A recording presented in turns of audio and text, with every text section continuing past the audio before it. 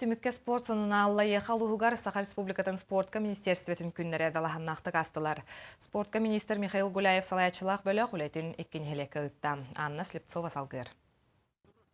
Саха Республикатын спорты министрі Михаил Гуляев, министр бастағы солбуячыда Георгий Балакшин салаячылақ бөлі кәлбет күннергер тута 16 көз ұрақ сытар Оленегорскай нехелегер аяннатылар.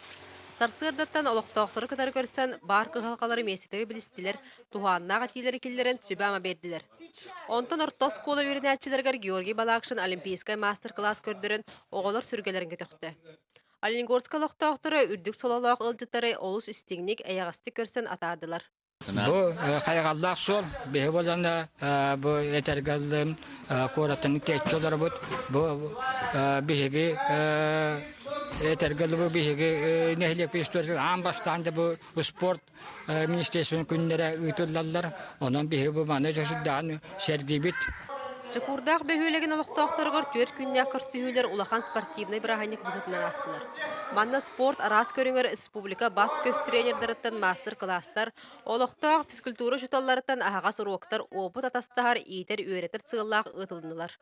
Жакускай корат Канкалас ортосколотын директора Россия регионарын физической культура жуталларын күрәган лауреата Петр Хабаров өбүгө ойнууларгар ахагас урокыдан үйренәчилер интерестерин тартты.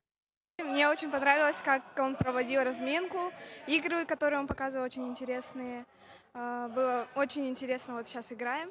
Онтон олохтоох жаһалта жейтигер Саха Республикатын спорта министерствата уонна Аллайы халуха муниципальный терилли салгы луска спорт, оны физической культура сайдыйтыгар бирге өлеләһәр туһугар спорт министрі Михаил Гуляев улус баһалыгы Эдуард Слепцов илибаттадылар.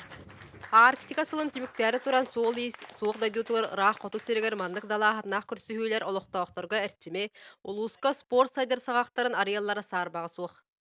Анна Слепцова, Владимир Капырин, Василий Посельская, Саха телевидениете Аллайы халуха.